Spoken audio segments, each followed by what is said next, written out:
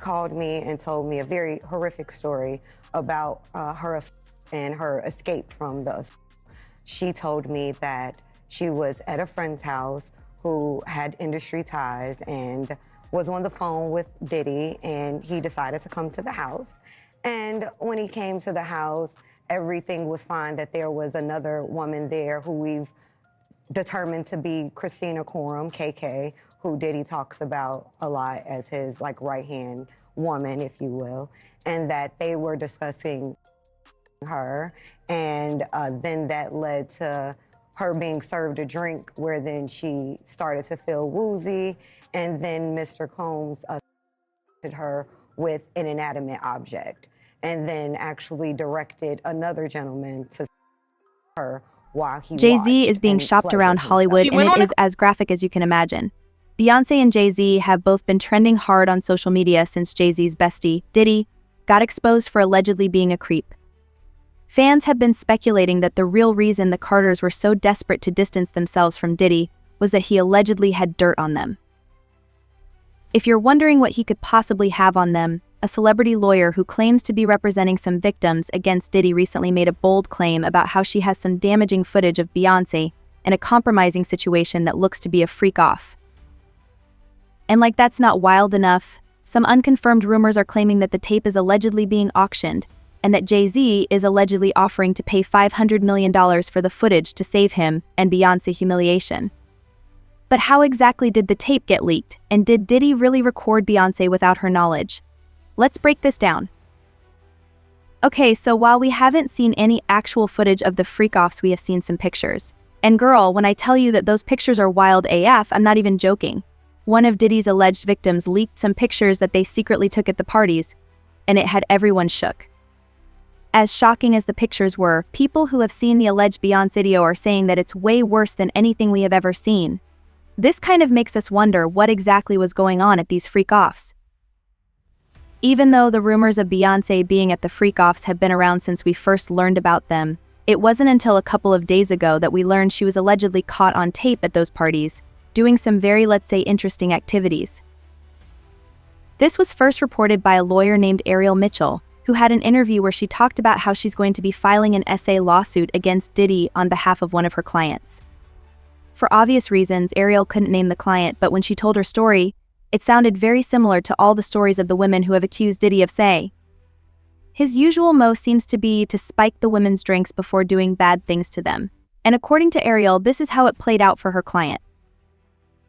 According to her, the woman in question claims to have met Diddy in 2018 while she was hanging out at a friend's place, who had a connection to Diddy and other powerful people in the industry. She claimed that while she crib in LA, this was the beginning of 2020. You know what I mean? Diddy had put everybody else out the crib, like the influx of people, he had put them out. But he had took a liking to me in particular around the time, man. It was really, you know what I mean, like putting his arm around me. Right. So he had put majority of the people out, but he allowed me to stay in there. Mm-hmm. Me and, you know, maybe about 15 others, you know, right. Jay-Z and Beyoncé being, you know, two of the other 15 people in the room. So that'll just put into perspective of the type of company I was in right. at the moment, you know. And she came over and introduced herself to me like as if she had to. Right. Beyoncé, cut it out. But I'm a big fan of your work, you know what I'm saying? Whoop the whoop, and that was just dope. That was dope as hell to me, man. She was there, Diddy allegedly spiked her drink, sayed her with an inanimate object, and then forced another man who was there to say her while he watched and pleasured himself. The woman also claimed that Diddy's assistant, Christina Coram, was right there and watched it happen without trying to stop it or help. She went on to claim that the alleged victim managed to break out of the induced haze she was in and managed to run out of the house, screaming for help. Luckily for her, one of the neighbors heard her and called 911. So she was able to escape eventually and ran out into the streets yelling and screaming, and a neighbor heard her because this happened in a quiet suburban neighborhood, if you will. So there's a witness? Yes, we have a witness. We also have a police report, and that was made in 2018. that she, when she initially filed the police report, she didn't name Diddy out of fear of retaliation, and more importantly, fear that no one would believe her. Right. So she then updated that report, and we've been working with law enforcement to have them actually look into that report. They didn't do too much then, but now they are looking more closely at it. All right, so let's slow that down just a minute. So when we talk about what happened in that house and she's running out to the street, I can see it as you're describing it so well. Did she call the police right away? You said that obviously that there is a police report, but is she calling 911? Is she going to the neighbor's house? Can you give us any more detail about what happened? Sure. What she did was, as she's running out the house yelling, a neighbor saw her and invited her into the home. Okay. And it's the neighbor who then called the police, and the police did come out at that time. They also stated that they heard cars screeching, and the neighbor went outside and saw a black SUV leaving the premises very quickly. And by the time the police arrived, of course, he was no longer there. Well, was the neighbor able to identify who it was? The neighbor wasn't, only that they saw the car leaving, and Okay. they only described the truck. They could not tell who was inside, but she told the neighbor at the time who it was and why they were leaving. So, But surprise, surprise, even though the police were called, they didn't do anything or even question Diddy. This is in no way shocking because there have been reports for a long time about how Diddy allegedly has the police in his pockets and has been paying for a high-profile nature that it was Mr. Combs who did this, she was afraid for her life.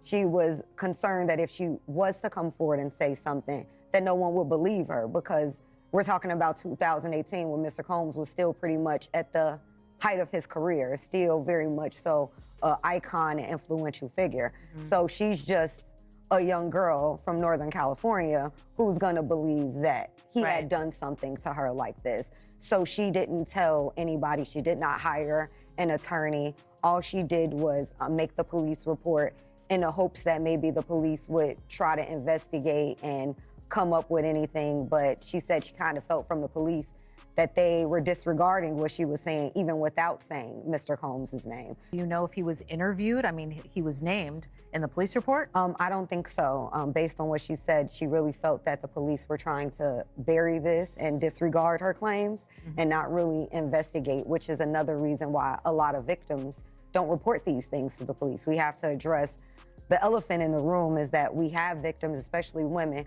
who go to the police who are typically men, who don't actually investigate these things. They victim blame, they victim shame, and women don't feel safe or even protected to even make these claims because they don't think they'll be taken seriously, nor will their claims be investigated. Right. Well, your client should be proud of herself for filing that claim and making that call and going for help.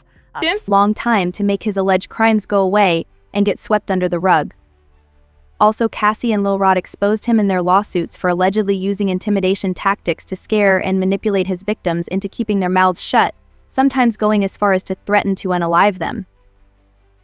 It didn't stop there. Ariel went on to Just recently contacted by someone who wanted me to essentially represent them in the sale of one of the Diddy tapes. So, which I declined that because... Wait a minute. Say that again. Say that again. Back up. You're saying that there's tapes and they're being shopped? Yes, there have been people already shopping. We've heard about the tapes, but Yes. the shopping thing is Yes, new. there already have been tapes leaking around Hollywood, being shopped around to individuals in Hollywood.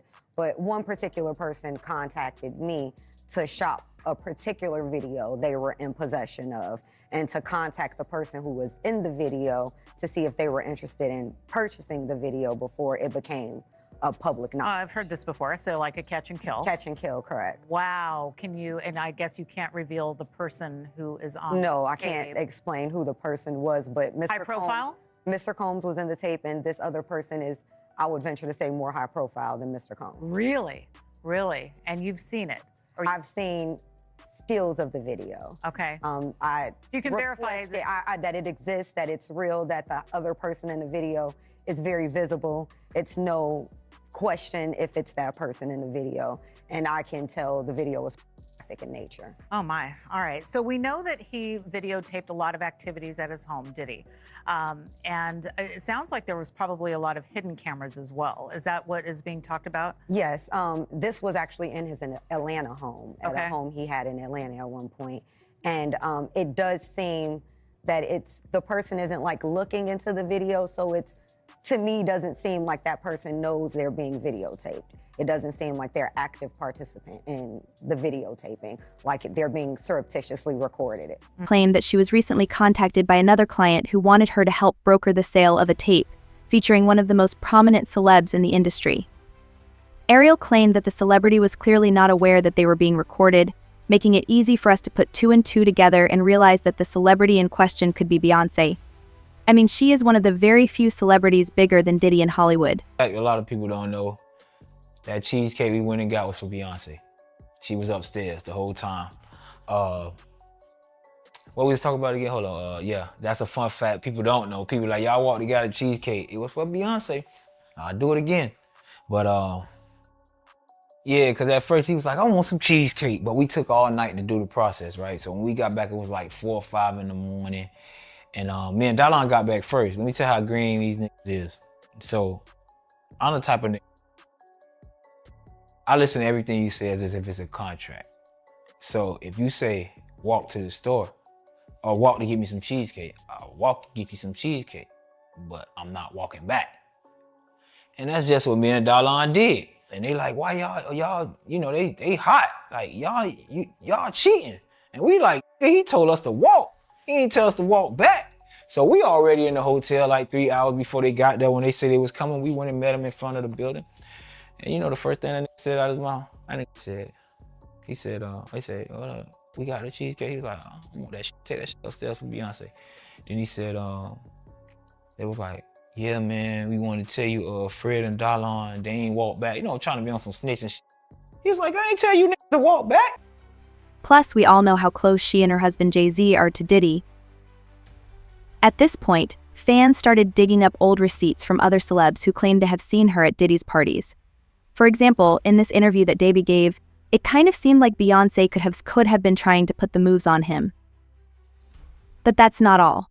Fans also brought up the time when Diddy made some of his artists walk more than 4 hours to get him a cheesecake. At the time, we thought that it was just Diddy being weird and trying to flex his power on his artists for no reason. However, Freddie P recently revealed in an interview that the cheesecake was for Beyoncé's, not Diddy, and that Beyoncé allegedly made Diddy force the boys to get her the cheesecake. It's a contract, so if you say, walk to the store or walk to get me something, he's like, I didn't tell you to walk back. But that's not all. Earlier this year, Jaguar Wright revealed that a tape of Beyoncé in a compromising situation was floating around. She revealed that Beyoncé had been secretly recorded because she had no idea that the camera was even in the room in the first place. Diddy allegedly turned over tapes with the Carters and Beyoncé at some freak-off events, and these tapes had her all over them. Hold on, child. Why all might call Jaguar crazy, but it's kind of wild how often she is right. To be fair though, we don't have any hard evidence that it's really Beyoncé on those tapes, even though fans are 100% convinced that it is. There are even some unconfirmed rumors that Jay-Z is allegedly trying to buy that tape before it leaks, which would suggest that he believes Beyoncé is allegedly the one on it. Fans are throwing out figures as high as $500 million.